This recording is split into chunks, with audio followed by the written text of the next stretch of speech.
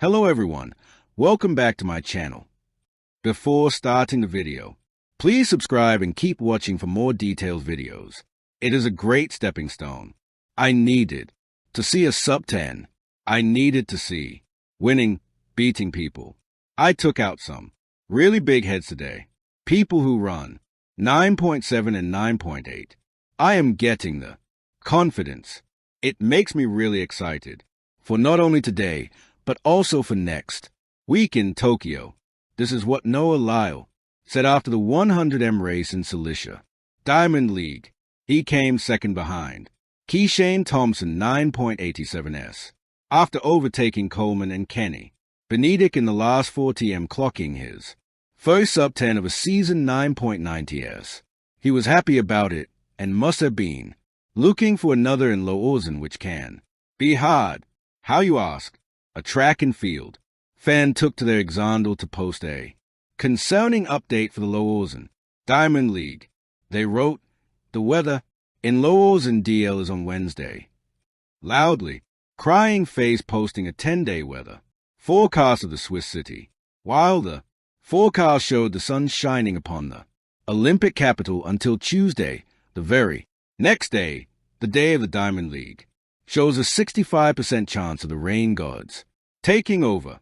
This was as of August 15th, 3:02 p.m. Eastern Daylight Time. The fan posted another update on August 18th, 6:59 a.m. Eastern Daylight Time, and the rain gods seemed to be coming in hot in Lausanne on Wednesday, August 20th, with a chance of 90%. This is not good news for fans of the 100-meter Olympic gold medalists, as they might have to wait for another meet to witness a sub 10 from him. The same thing happened in London before. At the London Diamond League, Noah Lyles made his 2025 100mm debut, but before the meeting began, the thunderstorms were having the time of their life.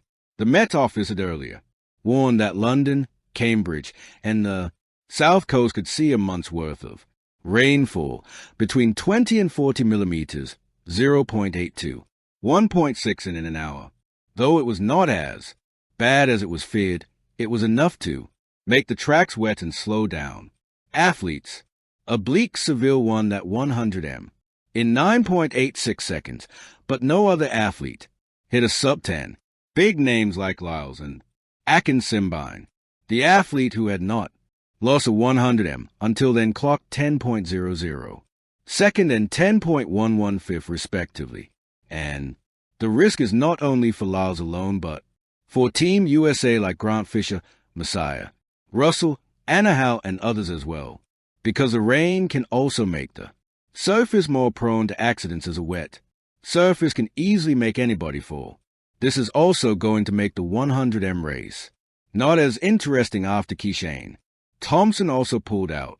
No more Noah Lyles versus Keishane Thompson and Lausanne. So, no, Keishane Thompson is not flying to Switzerland for the next Diamond League. Keishane Thompson has pulled out of the Lausanne Diamond League and won't be competing in any more of the Diamond Leagues this season. I suspect the next time we'll see him compete is September 13th in the 100m heats at the Tokyo World Championships. The Inside Lane reporter, Lillian, shared on her official exact account. Thompson pulling out takes away one of the meet's most anticipated showdowns against Noah Lyles.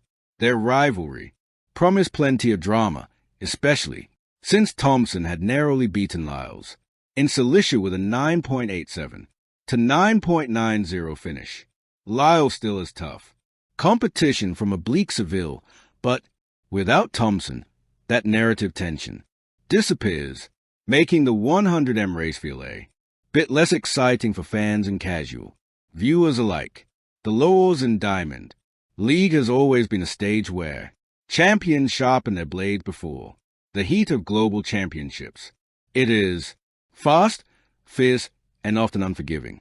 For Noah Lyles, the reigning sprint king, and for Team USA, the Lausanne stop represents more than just another date on the track calendar. It is both a measuring stick and a statement. Yet, beneath the excitement one underlying problem threatens to overshadow all their aspirations, relay chemistry or the lack of it. The surface sparkle versus the hidden flaw. On paper, the United States should be unstoppable with Noah Lee at the helm, flanked by prodigious talents like Fred, Curry, Christian Coleman, and rising stars such as Aeon Knighton. Team USA possesses the raw firepower unmatched by any other nation. Individually, their times are lightning. Collectively, however, the story changes. The problem isn't talent, it's synergy. 4 years now, the American relay squads have suffered from handoff blunders, mistiming, and inconsistent cohesion. Lausanne scheduled as one of the critical checkpoints in the build-up to the World Championships risk becoming yet another showcase of brilliance tainted by mistakes. Lyles a star with bigger battles. Noah Lyles thrives on the grand stage.